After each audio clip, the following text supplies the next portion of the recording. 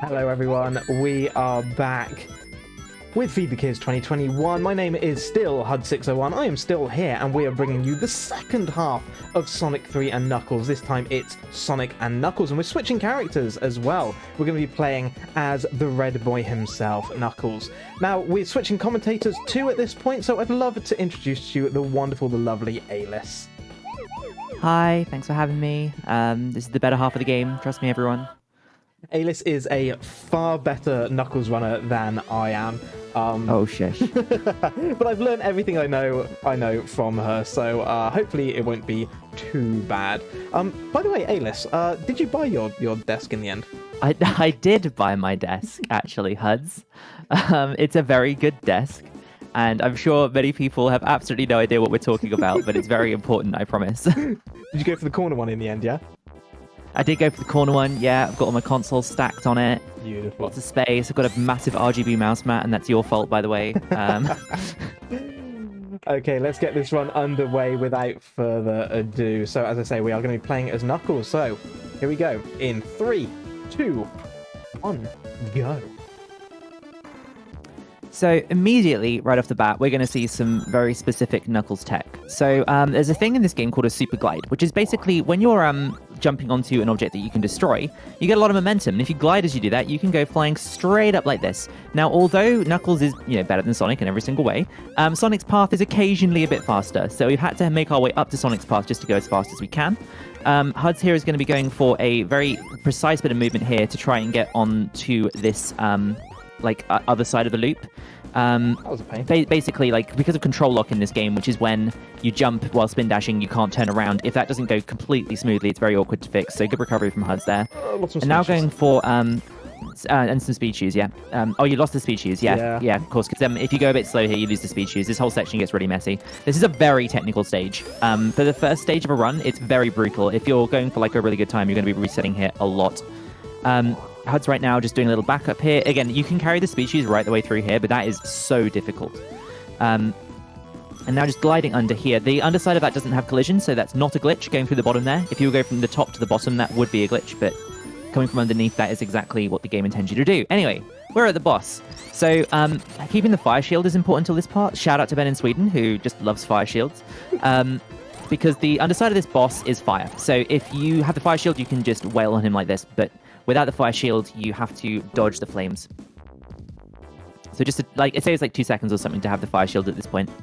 I don't know what it is, but when it comes to Sonic and Knuckles, I can never get a good Mushroom Hill 1 in a marathon run. No one can. Happens. It's forbidden. It is the worst stage ever. Mushroom Hill 2? Not Mushroom Hill Who. Mushroom Hill 2 is a much more forgiving stage, though, and it's one of my personal favorites as well. I love how it looks. The stage itself flows really well. Again, though, we are going up to Sonic's path because, I mean, he's got to have something going for him, and we can just take it. Wow. Yeah, I know, right? I know. Also, cool jump here. If you just jump at a certain point there, you'll land on that spring every time. Looks really cool. Getting wonderful jumps across there onto the spikes as well. Really good stuff. And now we're through to the next weather bit. So, Robotnik is basically draining the life out of the forest, which is why it's getting progressively more and more, less and less colorful, I should say. Oh, a lovely jump there as well. So Hud's spin dashing off of that platform there to avoid the control lock because he's in a running state, and then jumping up there to climb up the inside of that. And we're onto the boss. This boss strat is really precise. What you have to do is hit the boss and glide immediately, and then start spin dashing, and that will get you 6 hits. And then you want to try and do the same thing there, so cancel the momentum with a glide to get 2 extra hits, and that's a very, very smooth boss kill. Really nicely done. For some reason, I find that boss so much easier with Knuckles than with Sonic to get the 6-2. I love that level as Knuckles, though, especially the ending bit. It just flows so nicely around the loop and, over the boxes and to the boss. Because we don't have the data select menu in Sonic and Knuckles, because it's a second half, we cannot skip the cutscenes, because if I reset, then we reset. So, yeah, we have to watch the cutscenes, which, means we get a bit of story. Off to the battery. Yeah, just a teeny tiny bit. The flying battery is a very, very precise stage at the start. There is basically a room referred to by many as the Room of Doom, where there are 2 sets of cycles going. One set of those cycles are based on the level itself, so they're already moving right now. And then another set are what we call screen-based cycles. So they don't start moving until you get within a certain distance of the room itself. So it looks like HUDs is going to be aiming for the kind of lineup between the two where you can kind of go straight through. There is another cycle that is even more precise than this, that is much more difficult. So this is the kind of the standard, quite normal cycle, but there is a very, very, very difficult one. Oh, not quite getting enough height there. So one downside of Knuckles in this game is in order to keep him separate from Sonic in certain areas, Knuckles' jump height is not quite high, as high as Sonic's. So even though, you know, they kind of think we can keep them on separate paths, 9 times out of 10 you can probably get there with Knuckles as well, but it does kind of spill over to other parts of the game, so some jumps are just a little bit more difficult with Knuckles. But we're through the Room of Doom, it's all good, and now we're onto the Corridor of Pain. I don't think that's a name, but it's how I feel about it, to be honest. If you're not entirely where you expect yourself to be with those cycles, those things can just crush you if you're not careful. Anyway, onto mid-route here, sneaking your way down with the glide. And making some progress. Taking a damage boost here so you can just go straight through the tunnel. And again, this is another bit where if the cycles are in your favor, you can land on top of one of those spike crushes as it comes up and head straight up, but you can't really be too sure of that if you've not had a smooth stage up until that point. Lovely jump there. Good stuff. And now we're onto the boss, pretty much. It's a very quick stage, but it's one of the harder ones. I mean, like, once you've got through Mushroom Hill 1, you then have to get through Flying Battery 1 if you're going for a PB attempt. And this is Mr. Tickles, I think everyone calls him, right? From Mr. Men? Yep. I always thought his, like, bodywork looked kind of like Nunu from the Teletubbies, so he's kind of like a Mad Max Nunu rendition to me, personally. And you're never going to unsee that now. But yeah, this is kind of the theme of SNK half, is a lot of the bosses just kind of deal with themselves. You can't really speed them up because you're kind of relying on them to beat themselves up. So yeah, one of the things I'm being very careful of in Flying Battery, it's one of the few levels where you can take a lot of very easy deaths with those crushers. We only have 3 lives and there's no continues, so I really need to preserve them. Yeah, definitely. The level select is an absolute pain to try and set up in this game as well. You have to go into a stage and find something to grab onto and then do a button combination. It's definitely not quick. So these things here that HUDs is on, these are screen-based cycles. And there's a section that, like, you can tell when someone's, like, brand new to running the category because they're very scared of it. But in reality, these are actually very consistent depending on how you approach them. So you get a lot of control over them. It's quite nice. Got to be slightly careful through here as well. It is possible to get slightly the wrong angle with that spin dash and throw yourself into the abyss, which you definitely don't want to see. So this is the bit I'm referring to. Ooh, interesting jump. Now you got to be scared. Okay, there we go. We're fine. Yeah, if you spin dash right from where HUDs tried to spin dash initially, then you'll just go straight under that every time and there's no problems. So also, slight little optimization there. HUD's just moving back to the left a little bit. That platform, for whatever reason, certain bits think that Knuckles is teetering off of an edge, even though he's not. And that will cause him to be unable to spin dash. So by moving backwards there, HUD's just making sure he can move on with the level that little bit faster. Also, these crushes are really awkward because the lightning ceiling itself is a level-based cycle, and the crusher is a screen-based cycle, which means it's possible that you can approach it in a certain way when the crusher will get lifted up. Also, hi to Spider Steve. Everyone loves Spider Steve. Thank you for your service.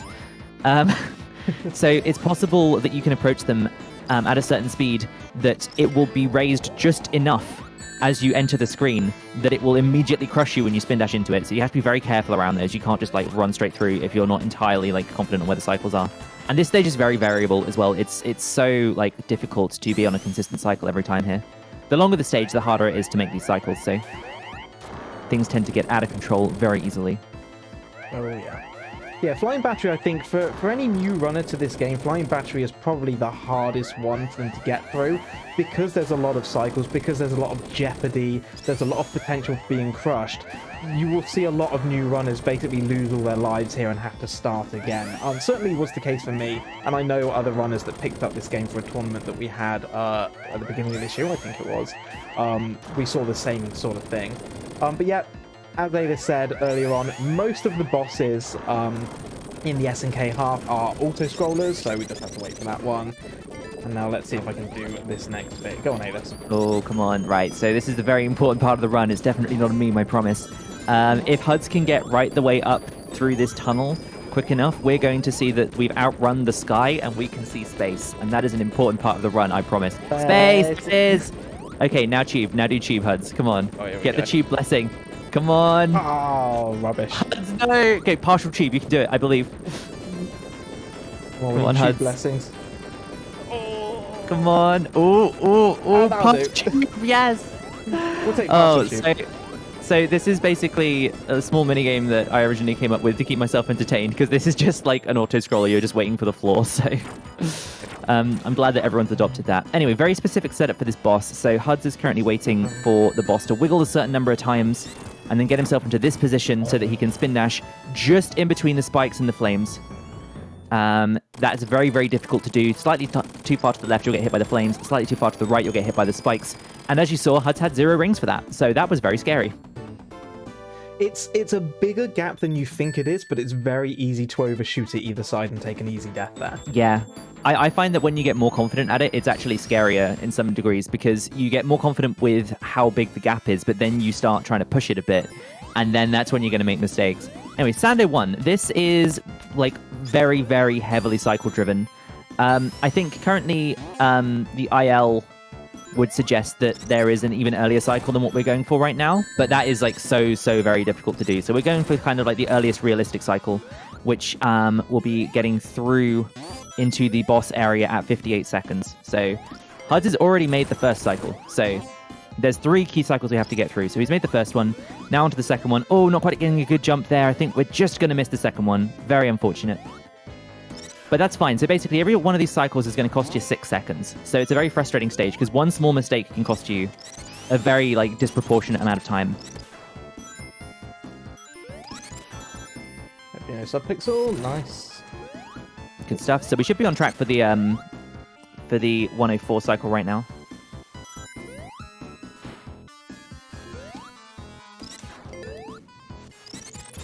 And there we go, the 104, second best cycle. Absolutely nothing wrong with that. Really good stage. Hey, Ailis. You know what we haven't had in a while? What haven't we had in a while, Huds? An auto-scroller. Oh, I mean, yeah, you know. Would you like one? I mean, no. Well, unfortunately, you're getting one. Oh. Oh, dear. So, yeah, this is the big rock golem. I think everyone calls him Dwayne, right? Yeah, this Dwayne the Rock Johnson. So fun fact, everyone, you'll never unsee this either. When I was younger, wait, go show the model. I need to show people. When I was younger, I thought that was like a big toothy grin with a little eye above on his head. It's actually the little eye slot of a helmet. So yeah, I'll never unsee that. Just ruined my childhood impression of that boss. Hud's doing a specific setup there as well. With this and like S3 as well. Cycles for Act 2 are running during Act 1. So by hitting the boss in that way, we get really nice and close to the door, which should, in theory, give Huds a nice pathway through for the start of this stage. But we did hit the life box, so that may influence things. Yeah, sadly not quite able to get there. The life box, adds a tiny bit of extra time when the signpost jumps up and down, so kind of unfortunate. Those boxes are very annoying sometimes. Also, not going for the plunger here. This is brave. Grab that one instead. Yeah, that's fair enough. It's kind of unfortunate because you'd usually want to jump off that plunger before you activate it to get through there, but you also don't want to do the stage with the ghosts following you, so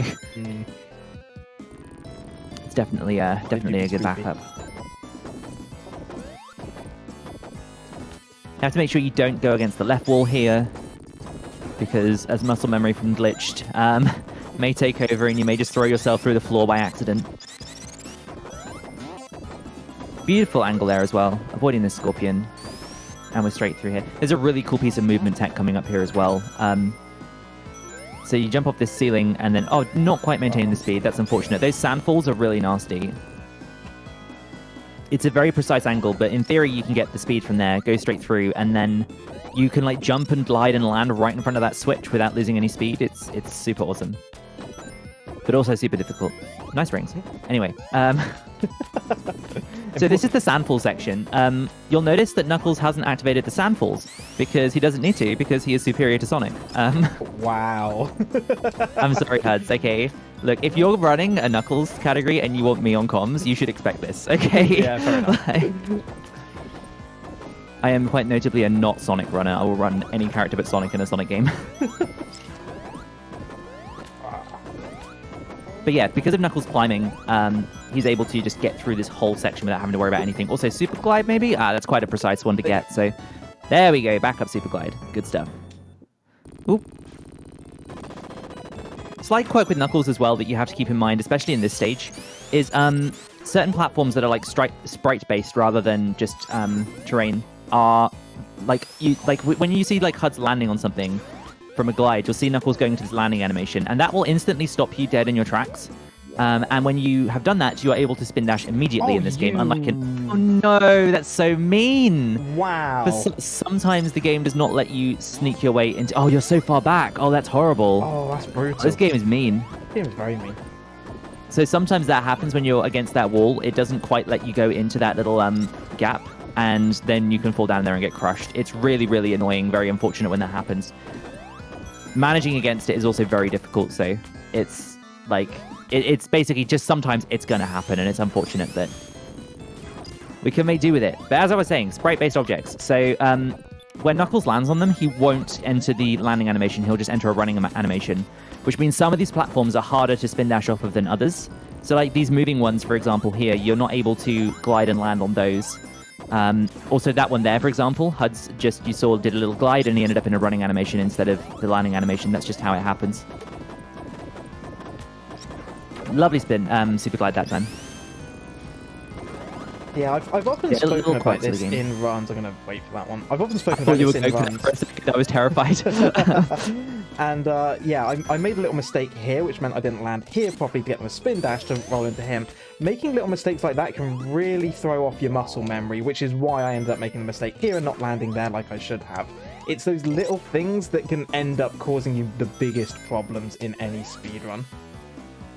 Yeah, especially in Glitchless, because like when you see glitched, for example, if you land the glitch, you're usually like careering through the stage incredibly quickly, and like the stage times tend to be a lot shorter. But when you're in Glitchless and you've got these like long stages, your last checkpoint could be like miles back, so it can really punish you a lot in this category.